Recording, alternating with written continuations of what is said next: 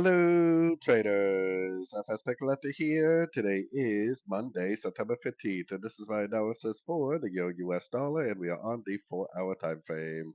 So on the Euro dollar, I mean, it is definitely still momentum is definitely still up. I still think this is potentially like 5 waves up, and this is 1, 2, 3 waves down, and we maybe are making another 5 waves up just to take out these highs. And then this would be like 3 waves down, 3 waves up, and then it would turn down in a big wave for either 5 waves down or 3 waves down for a WXY.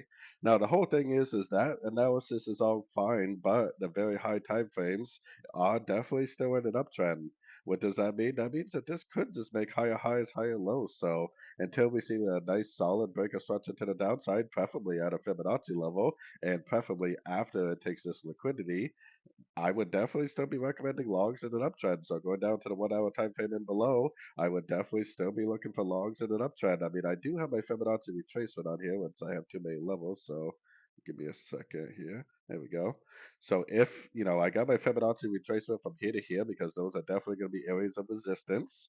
If it does go to a Fibonacci level and break to the downside, then okay, it probably will make a bigger leg down. But the higher time frames are definitely telling us to look for longs. And as always, the higher time frames are my friends, so I definitely will mainly still be looking for logs in an uptrend.